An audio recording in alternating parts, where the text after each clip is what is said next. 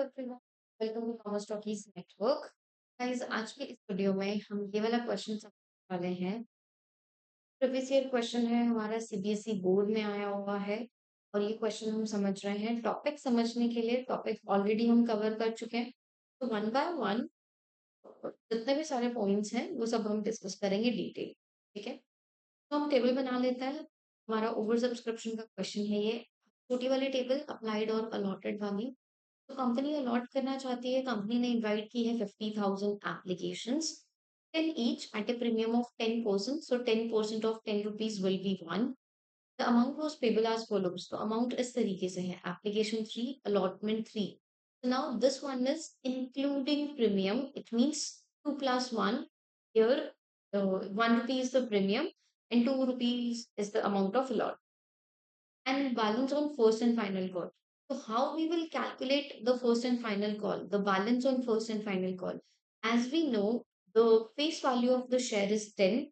So 3, 2, 5, and remaining 5 will be the price of first and final. Here. Now applications were received for 1,20,000 shares, and shares were allotted on pro rata basis to all applicants.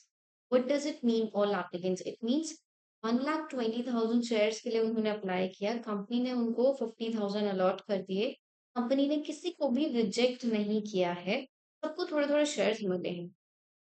Another information is we need to adjust the excess money on allotment, only on allotment. So it is specifically mentioned that कि allotment पे हमें adjust करना है. Application money in excess sum due on allotment was refunded. It means allotment के अलावा जो बचेगा वो हमें रिफंड कर देंगे. इट मींस एक्सेस मनी को अलॉटमेंट पे एडजस्ट करो, फिर भी अगर है तो आप रिफंड कर दो. And the next information is a shareholder who had applied for 6,000 shares.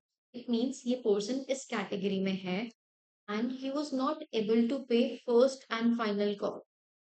तो first and final call payment नहीं की है शेयर होल्डर ने और उसके शेयर कंपनी ने फोरफिट कर दिए हैं. ये हमें क्वेश्चन पूरा डिस्कस करना है. शेयर्स री इशूड हुए, 60,000 फुली पेड आउट, राइट. तो अब हम क्या करेंगे समझते हैं. पहले हम अपनी प्रोराटा टेबल बनाते हैं, उसमें सारी इंफॉर्मेशन को फिल करते हैं और फिर जर्नल एंट्री पास करते हैं. ठीक है, टेबल हम बनाते हैं. First column serial number, shares applied, shares allotted, access share, excess money, application money, allotment, and back. Now, in this question, there is no need to adjust the excess money on first and final call because it is specifically mentioned that we need to adjust excess money only on allotment, and if balance is left, then we need to refund that amount. Yeah? So let's mention applied shares, allotted shares, and the next column is excess shares, excess money, actual application money due on allotment, which we will adjust on allotment obviously, and we are returning money for the month. तो guys एक point और कि देखो, आपकी book में may be different format होगा table का, may be आपकी क्लास टीचर ने डिफरेंट कराया होगा, बट आपको डेटा सही से फिल करना है जर्नल एंट्री में. ये मेन मोटिव है टेबल बनाने का. इट डजेंट मैटर आप कितने कॉलम्स ऐड कर रहे हो, आप किस तरीके से टेबल बना रहे हो, कि जस्ट आपको वर्किंग नोट में शो करनी है.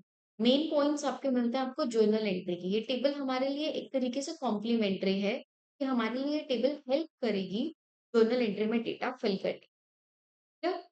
So number of shares applied 1,20,000, shares allotted 50,000, excess share 70,000. कैसे आया? 120 में से 50 माइनस करके. excess money इन लोगों ने एप्लीकेशन मनी पे की 3 रुपीज की. 2,10,000 हमारे पास excess मनी है. एप्लीकेशन मनी कितनी मनी इनकी बननी चाहिए एप्लीकेशन पे, उनको शेयर्स कितने मिले? 50,000 इंटू 3. इन लोगों का पैसा बनता है एप्लीकेशन पे 150. लेट्स सी अलॉटमेंट पे ड्यू कितना होगा. 50,000 इंटू 3 टोटल वैल्यू 1,50,000 इनका अलॉटमेंट पे ड्यू होगा. हमारे पास एक्सेस मनी है कितनी इन लोगों की? 2,10,000. तो क्या हम सारा का सारा एडजस्ट कर सकते हैं? नहीं. Only we can adjust 1,50,000. तो ये 150 हम एडजस्ट कर देंगे एंड रिमेनिंग वैल्यू बैंक से रिफंड कर देंगे. 2,10,000 में से 150 हमने एडजस्ट कर दिया, रिमेनिंग हमारे पास कितना बचा? 60,000. वो हम बैंक से रिफंड कर देंगे एंड दैट्स इट. अब हमारी जर्नल एंट्री हम इसी के बेस पे बना सकते हैं। इसमें एक छोटा-सा पॉइंट और कैलकुलेट कर लेते हैं कि पर्सन ने 6000 शेयर्स के लिए अप्लाई किया था। अब उसको शेयर्स कितने मिले हमें ये देखना ज़रूरी है। रीज़न क्या कि उस पर्सन ने फर्स्ट एंड फाइनल कॉल पे नहीं की है, राइट? कितने शेयर्स मिले इंटू 5 करेंगे, वो वैल्यू हमारी कॉल्स इन अरियर आएगी। तो अब हम देखते हैं 6000 शेयर्स है अलॉटेड कैलकुलेट करना है। तो सबसे छोटा फॉर्मूला क्या जो कैलकुलेट करना है कैटेगरी में वो आप ऊपर मेंशन करोगे आपके न्यूमरेटर में एंड जो आपके पास गिवन है वो आप डिनोमिनेटर में मेंशन करोगे। तो we have applied shares given, तो इसलिए हमने ये वाले का अप्लाइड डिनोमिनेटर में रखना है, ठीक है, इनटू 6000। तो ये आगे 2500 शेयर्स उसको मिले हैं। 2500 इंटू 5 12500, ये वैल्यू कॉल्स इन एरियर होगी फर्स्ट एंड फाइनल कॉल की। ठीक है, इतना समझ में आया आपको स्टेप बाय स्टेप? यहाँ तक कोई भी डाउट है किसी को तो आप बताओ पहले। अब हम जर्नल एंट्री पास करते हैं। तो फर्स्ट जर्नल एंट्री हमारी क्या बनेगी? Bank account debit to equity share. Equity word mention था क्या हमारा? I don't remember this thing. तो इक्विटी शेयर एप्लीकेशन कितनी वैल्यू मिलेगी? जितने शेयर्स अप्लाई हुए थे, कितने शेयर्स अप्लाई हुए थे? 1,20,000 इंटू एप्लीकेशन मनी। तो कंपनी को 3,60,000 की अमाउंट रिसीव हुई है एप्लीकेशन पे। Second journal entry, share application account debit to share capital to share allotment to bank account. अब देखो इनमें डेटा कैसे फिल करना है। पर एंट्री में कितनी वैल्यू है? 3,06,000, यहाँ पे हम मेंशन कर लेंगे। बैंक से आपने कितने पैसे रिफंड किए? 60,000, हम यहाँ पे 60,000 मेंशन। अलॉटमेंट पे आपने कितना एडजस्ट किया? 1,50,000, तो हम 1,50,000 अलॉटमेंट पे मेंशन कर देंगे। एक्चुअल एप्लीकेशन मनी कितनी है? 1,50,000। दूसरा तरीका कौन सा था? कि कितने शेयर्स अलॉट हुए? 50,000 इंटू एप्लीकेशन मनी, ये हमारा।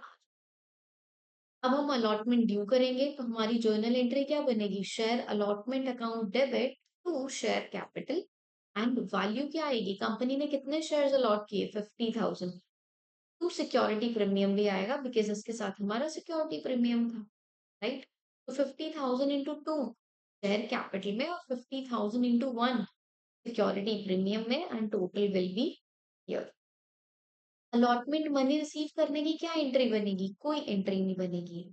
रीजन क्या कि भाई टोटल 1,50,000 ड्यू थे, पूरा अमाउंट हमें रिसीव हो गया। तो अब यहाँ पे कंपनी कुछ भी रिसीव नहीं करेगी बिकॉज एक ही कैटेगरी हमारे पास है और इन कैटेगरी के लोगों ने अपना सारा अलॉटमेंट का पैसा ऑलरेडी दे दिया है, ठीक है? तो अलॉटमेंट रिसीव की कोई एंट्री यहाँ पे नहीं बनेगी। इसके बाद हम फर्स्ट कॉल ड्यू करेंगे, share first and final call account debit to share capital and value कितनी? 50,000 इंटू 5, 2,50,000 कंपनी ड्यू करेगी। और रिसीव करने की एंट्री हम क्या करेंगे? रिसीव करने की एंट्री हम करते हैं bank account debit calls in arrear account debit to share first and final call. तो कंपनी के 2,50,000 ड्यू थे। हमने ऊपर कैलकुलेट किया था कि 12500 अमाउंट कॉल्स इन अरियर है। ये वैल्यू हमारी कहाँ से आई थी? हमने देखा था कि एक शेयर होल्डर ने 6,000 शेयर्स के लिए अप्लाई किया था। हमने उसके नंबर ऑफ शेयर्स अलॉटेड निकाले थे, वो हमारे आए थे 2500 और उन्होंने फर्स्ट एंड फाइनल कॉल की पेमेंट नहीं की। तो कंपनी को इतना अमाउंट रिसीव नहीं हुआ था। देन 2,50,000 में से ये हम माइनस करेंगे तो ये वैल्यू कंपनी को रिसीव हुई है नेट अमाउंट। ये फर्स्ट एंड फाइनल कॉल के रिसीव करने की एंट्री हमारी बनी। ठीक है, यहाँ तक किसी को कोई भी डाउट है तो आप बता सकते हो। आगे शेयर फोरफिट करने की, देखो शेयर फोरफिचर की जो टॉपिक है वो हम अपनी ऑफलाइन क्लास में अभी समझेंगे अपकमिंग क्लासेस में। बट ये क्वेश्चन हम पूरा रिकॉर्ड कर रहे हैं तो फोरफिचर की एंट्री के साथ रिकॉर्ड कर। शेयर फोरफिट होंगे, शेयर कैंसिल होंगे तो क्या एंट्री बनेगी? सबसे पहले share capital account debit, security premium share holder पे कर चुका था, उसने क्या पेमेंट नहीं की? उसने फर्स्ट एंड फाइनल कॉल नहीं दिया only. Two calls in arrear to forfeiture, forfeited shares या हम कहें शेयर फोरफिचर अब देखो 2500 शेयर उसके पास थे, 10 रुपए का एक शेयर। 2500 शेयर में उसने 5 रुपए नहीं दिए। इट मीन्स 2500 शेयर पे 5 रुपीज वो दे चुका। तो शेयर कैपिटल पे आप टोटल कॉल्ड अप वैल्यू लिखते हैं। कॉल सिनेरियो में वो वैल्यू आप मेंशन करते हो जो नहीं पे करा। शेयर फोरफीचर में या फोरफिटेड शेयर में आप वो वैल्यू लिखते हो जो शेयर होल्डर दे चुका है। अब वो दे तो प्रीमियम भी चुका है, सिक्योरिटी प्रीमियम भी, बट अगर सिक्योरिटी प्रीमियम उसने दे दिया, उसने अच्छा काम किया है तो हम रिकॉर्ड नहीं करेंगे। सिक्योरिटी प्रीमियम अगर नहीं दिया होता, देन हम रिकॉर्ड करते, देन हम उसको मेंशन करके दिखाते, पॉइंट आउट करते शेयर होल्डर को कि देखो भैया आपने सिक्योरिटी प्रीमियम पेमेंट नहीं किया। ठीक है, ये हमारे फोर फीचर की एंट्री बन गई। फोर फीचर का टॉपिक अगर आप पहले देख चुके हो वीडियो, तो ये एंट्री आपके लिए बहुत ईजी हो जाएगी। अब रीइश्यू किए हमने बैंक अकाउंट डेबिट। तो अब देखो यहाँ पे पॉइंट क्या है कि कंपनी ने कितने में री इशू किया है वो हम देखते हैं। The forfeited shares were reissued for 60,000 fully paid up। यहाँ पे 6,000 शेयर ये अप्लाइड थे। हमने उसके शेयर कैंसिल कितने किए? 2500। ये हमने कैलकुलेशन की थी। कैलकुलेशन कैसे की थी? 50 by this into 6,000। 50,000 divide by 1,20,000 into 6,000। ये हमने इस तरीके से कैलकुलेशन की थी। तो 2500 शेयर्स कैंसिल हुए थे। अब देखो पहला पॉइंट, अगर हम मान के चले कि क्वेश्चन में एरर नहीं है कि हमारे 2500 शेयर, 10 रुपए का एक शेयर, 25,000 के शेयर हुए। अभी 25,000 के शेयर हम 60,000 में इशू कर रहे हैं। तो what does it mean? It means कि क्वेश्चन में हमने सिक्योरिटी प्रीमियम बहुत ज्यादा कलेक्ट कर लिया। ठीक है, तो अगर हम इसको ये मान के चलें कि क्वेश्चन में कोई एरर नहीं है, लेट्स से कि हमने 60,000 फुली पेड अप इशू किया, तो 25,000 की हमारी वैल्यू थी, 35,000 हमारा सिक्योरिटी प्रीमियम। तो हमारी ये जर्नल एंट्री बनी। बट अगर क्वेश्चन में लेट्स से कि भाई हमें थोड़ा अनयूजुअल लग रहा है कि जितनी वैल्यू है उससे ज्यादा आप प्रीमियम कलेक्ट कर रहे हो, इट मे बी पॉसिबल कि क्वेश्चन में कुछ एरर हो सकता है। इट मे बी पॉसिबल कि क्वेश्चन में कुछ एरर नहीं है, जस्ट लाइक उन्होंने प्रीमियम ज्यादा कलेक्ट किया है। ठीक है, लास्ट एंट्री हमारी क्या होगी? Forfeited share account debit to capital reserve. जो आपका फोरफिटेड शेयर्स में पैसा बचा हुआ है वो आप कैपिटल रिजर्व में ट्रांसफर कर दो। तो देखो फोरफीचर वाली एंट्री में जहां पे हमने शेयर्स कैंसिल किए थे, वो एंट्री देखते हैं, वहां पे हमें पता चलेगा ये है हमारी कैंसिल वाली एंट्री। और ये जो 12500 की वैल्यू फोरफिटेड शेयर्स में रिमेनिंग है, इस वैल्यू को आप कैपिटल रिजर्व में ट्रांसफर कर दोगे। तो हमारी जर्नल एंट्री क्या बन गई? Forfeited shares account debit to capital reserve 12500। हमने ये समझा हुआ है, अगर ये प्रॉफिट, ये जो बैलेंस है इसमें से अगर हम डिस्काउंट पे इशू करेंगे, तो वो हम अलग प्रोसेस से माइनस करके फिर रिमेनिंग कैपिटल रिजर्व में डालते हैं। तो फोरफिचर का पार्ट अगर आपको अभी समझ में नहीं आता है तो की पेशेंस, क्लासेस में हम कवर कर चुके हैं, करेंगे अभी, वीडियोस में हम कवर कर चुके हैं ऑलरेडी। आप पहले फोरफिचर की वीडियोस देखो, then full length question try करो, आपको डेफिनेटली ये टॉपिक क्लियर हो जाए। तो ये हमारी जर्नल एंट्रीज बनेंगी। Thank you so much for watching this video.